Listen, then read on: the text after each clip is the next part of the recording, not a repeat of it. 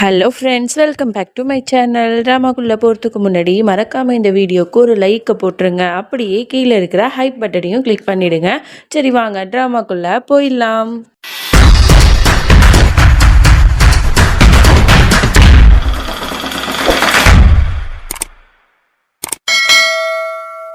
Starting சீனில் பரத்வாஜ் வீட்டில் தான் காட்டுறாங்க. அவங்க எல்லாரும் குடும்பத்தோட சீமாவோட குழந்தை நல்லா இருக்கணும் அப்படிங்கிறதுக்காக கடவுள்கிட்ட வேண்டிக்க போயிருப்பாங்க. அப்போ சசி, அவளோட மாமியா, புருஷன் எல்லாரும் ஒன்றா சேர்ந்து காரில் போயிட்டுருப்பாங்க. அப்போ பார்த்தா சசியோட பாய் ஃப்ரெண்ட் வேலு காரை வந்து ஓட்டிட்டு வந்துட்டு இருப்பான். ஸோ இதை பார்க்குற சசிக்கு பயங்கரமாக ஷாக் ஆகுது. அப்படியே பயந்து நினைங்கிட்டு இருக்கா. அதோட மாமியாரையும் புருஷனையும் மேலே அனுப்பி வச்சுட்டு நீங்கள் போங்க அப்படின்னு சொல்லிட்டு அவள் வந்து வேலுகிட்ட பேசிகிட்டு இருக்கா. உனக்கு என்ன பைத்தியமா? நீ என்ன வசமாக மாட்டி விட போகிறேன்னு நினைக்கிறேன்? எப்போ பார்த்தாலும் என்னை பின்தொடர்ந்து வந்துட்டே இருந்தா நான் மாட்டிக்க மாட்டேனா அப்படின்னு கேட்டா, அதெல்லாம் மாட்டிக்க மாட்டேன், நான் பார்த்துக்கிறேன் அப்படிங்கிற மாதிரிலாம் சொல்லிட்டு இருக்கான். சரி நீங்க நில்ல, நான் போறேன் அப்படின்னு சொல்லிட்டு அவளும் மேலே போறா. இங்க சீமா எல்லாரும் ஒன்னா சேர்ந்து பூஜை பண்ணிட்டு இருக்காங்க. இங்க ரோஹிணியை தான் காட்டுறாங்க. அவ வந்து சசி வந்து மாட்டிட்டு போயிருப்பாள். அதையும் நினைச்சு பார்த்துட்டு ரொம்பவே பயந்துட்டு இருப்பா.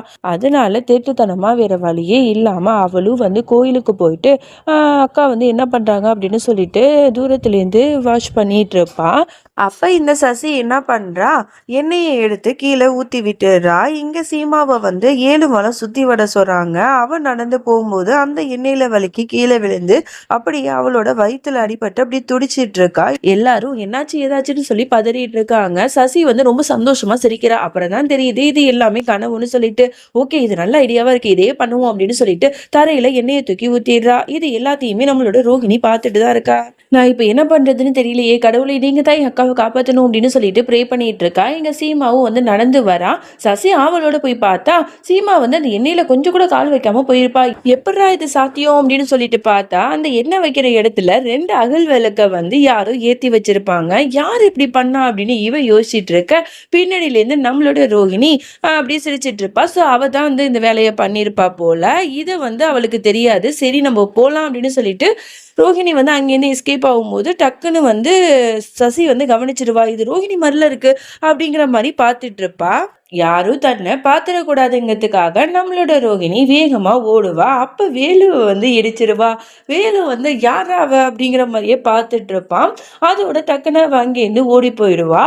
இங்க சசி வந்து அப்படியே வந்து பார்த்துட்டு, அந்த ரோஹிணியை பாத்தியா நீ அப்படிங்கிற மாதிரி கேட்கிறா. யார சொல்ற? ஒரு பொண்ணு அழகா கியூட்டா இருந்தாலே அவ்வளவு சரியா அப்படிங்கிற மாதிரி கேட்க, ஆமா ஆமா அவ பெரிய அழகு, அவ தான் என்னோட பெரிய வில்லியே, நான் என்ன பிளான் பண்ணாலும் அதை வந்து சொதப்பி விட்டுட்டு போயிடுறா அப்படிங்கிற மாதிரிலாம் இவ புலம்பிட்டு இருக்கா. ஆமா, நான் வந்து ஒரு பொண்ணை பார்த்தனே அப்படிங்கிற மாதிரி இவனும் சொல்றான். அதோட எங்க வீட்டில் இருக்கிறவங்க எல்லாருமே வந்து பூஜைலாம் பண்ணிட்டு கிளம்புறாங்க. அப்போ வந்து ரோகிணி வந்து ஒரு ஓரமாக அங்கே நின்றுட்டு இருக்கா.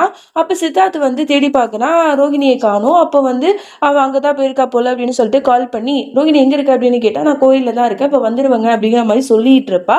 அப்படியே வந்து ஃபோனை வச்சுட்டு போகும்போது டக்குன்னு சசி வந்து, ரோகிணி நீ எப்போ இங்கே வந்த அப்படிங்கிற மாதிரி கேட்க, ஒட்டுமொத்த குடும்பமும் அதிர்ச்சியாகி பார்க்குது. ரோஹிணிக்கு என்ன செய்யறதுனே புரியல. உடனே கருணா சும்மா இருப்பாளா, வாய்க்கு வந்தபடி பேசுறா. பாத்தீங்களா, இவளை வந்து நம்ம ஒதுக்கி தானே வச்சிருக்கோம், இவ எப்படி வந்து நம்ம குடும்பத்தோட சாமி கும்பிடும் போது வருவா அப்படின்னு சொல்லிட்டு பேச, உடனே வந்து மனோஜனி சொல்ற, அந்த பாரு கோயிலுங்கிறது பொதுவான இடம், அதுல யாரும் வேணா வருவாங்க, நீ எப்படி தடுக்கலாம் அப்படின்னு சொன்னா, எனக்கு தெரிஞ்சு இந்த சீமா தான் இந்த ரோஹிணியை திட்டுத்தனமா வர சொல்லியிருப்பா அப்படிங்கிற மாதிரிலாம் பேசும்போது ரோஹிணி வந்து அப்படிலாம் ஒன்றும் இல்லை, இந்த சசி வந்து மறுபடியும் அக்காவை வந்து ஹர்ட் பண்ண பார்த்தா, அதனால தான் வந்தேன் அப்படிங்கிற மாதிரி அவளும் எல்லா விஷயத்தையும் சொல்ல பாக்குறா.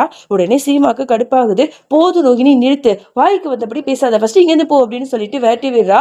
ரோஹிணிக்கு ரொம்ப கஷ்டமா இருக்கும். அப்படி அழுதுட்டு பார்த்துட்டு இருப்பா. உடனே நிறுத்துங்க சீமா அப்படிங்கிற மாதிரி நம்மளோட சித்தார்த் வந்து கத்துறான். என்ன நினைச்சிட்டு இருக்கீங்க, என்னோட பொண்டாட்டிங்கிற மரியாதை உங்களுக்கு எல்லாருக்குமே இருக்கட்டும், அவன் வந்து என்ன பண்ணான்னு சொல்லிட்டு அவளை வந்து எல்லாரும் இவ்வளவு கேவலமா பேசிட்டு இருக்கீங்க, கோயிலுங்கிறது பொதுவான இடம் புரியுதா, அதனால அவளை தேவையில்லாம யாரும் பேசுற வேலை வச்சுக்காதீங்க அப்படின்னு சொல்லிட்டு ரோஹிணிக்காக மொத்த குடும்பத்தையுமே வார்னிங் பண்ணிட்டு இருக்கா.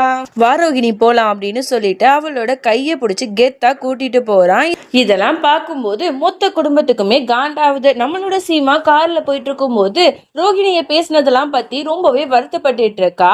அதோட இங்க சித்தார்த் ரொம்ப கோவமா வீட்டுக்கு வந்து போறான். அங்க போனவன ரோஹிணி வந்து அவனை சமாதானப்படுத்துறா. சாரி சித்தார்த், என்ன மன்னிச்சிருங்க, நான் வந்து வேணும்னு போகல, அந்த சசி வந்து அக்காவை பழி வாங்கணும்னு நினைச்சா அப்படின்னு சொல்லும் போது, போது ரோஹிணி நிறுத்து, இன்னும் எவ்வளவு நாள் தான் நீ அக்கா அக்கா அக்கான்னு சொல்லுவ, அந்த அக்கா தான் உன்னை வந்து எல்லாருக்கும் முன்னாடி அசிங்கப்படுத்திட்டு இருந்தாங்க, அதுவும் நடு ரோட்ல வச்சு. இதெல்லாம் உனக்கு புரியவே புரியாதா? இதை பாரு, இதுக்கப்புறம் உன்னோட அக்கா கிட்ட நீ இனிமே பேசவே கூடாது, அவங்கள பத்தி என்கிட்ட பேசவும் கூடாது, புரியுதா அப்படிங்கிற மாதிரி சொல்லிடுறான். சொல்லிட்டு போயிடுறான். இவளுக்கு ரொம்பவே கஷ்டமா இருக்கும். அதோட சித்தார்த்தை வந்து சமாதானப்படுத்தலாம் அப்படின்னு சொல்லிட்டு ரோஹிணி வந்து போறா. எவ்வளவுதோ சொல்லி பாக்குறா. ஆனா சித்தார்த் வந்து அவனோட முடிவுல ரொம்பவே தெளிவா இருக்கான். கோச்சுக்கிட்டு அங்கிருந்து போயிடுறான்.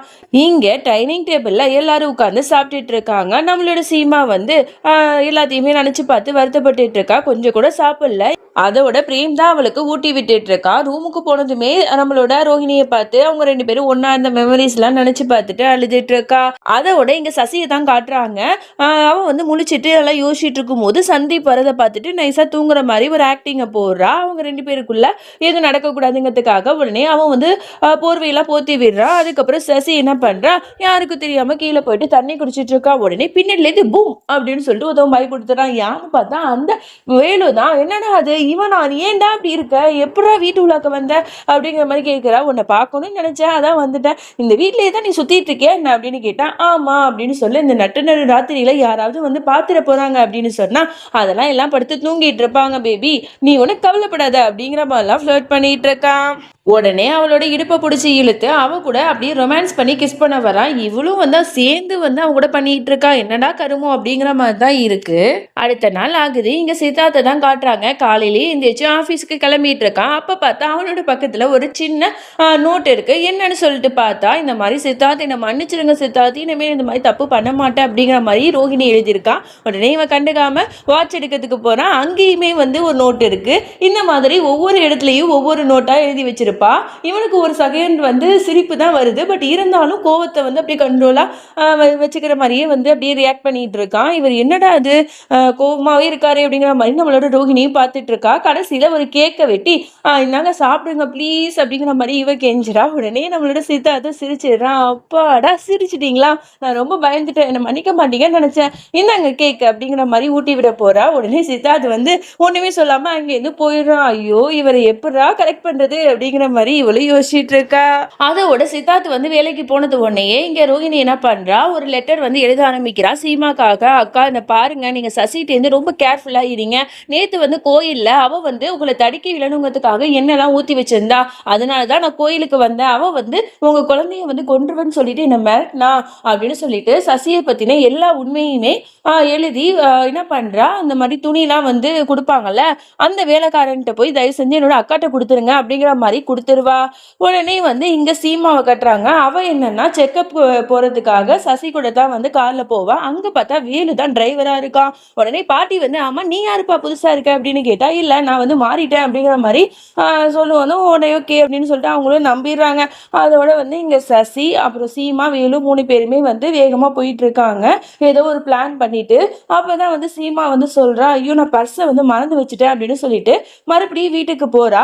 வீட்டுக்கு போன உடனே அந்த ட்ரெஸ் எல்லாம் வந்து எடுத்து கொடுக்கும்போது அந்த வேலைக்காரர் வந்து ரோஹிணி கொடுத்த அந்த லெட்டரையுமே வந்து சீமாவோட ட்ரெஸ்ல வச்சிடறாரு.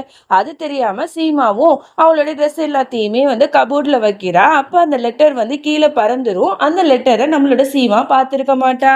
இங்க ரோஹிணியை தான் காட்டுறாங்க. மறுபடியும் சீமா வந்து சசி கூடயே வந்து செக்கப்க்கு வந்து போறா. இதெல்லாம் பார்க்கும்போது ஐயோ அக்கா வந்து அந்த லெட்டரை பார்க்கலையா அப்படின்னு சொல்லிட்டு பயப்படுறா. அந்த லெட்டர் வேற யார் கைக்காவது போனா பெரிய பிரச்சனையாயிடுமே அப்படிங்கிற மாதிரி யோசிச்சுட்டு இருக்கா. அதோட இந்த பாட்டை நம்ம முடிச்சுக்கலாம். இதுக்கப்புறம் என்ன நடந்துச்சுன்னு சொல்லிட்டு நம்ம நாளைக்கு பார்க்கலாம். அது வரைக்கும் என்னோட காத்திருங்கள். பாய், குட் நைட்.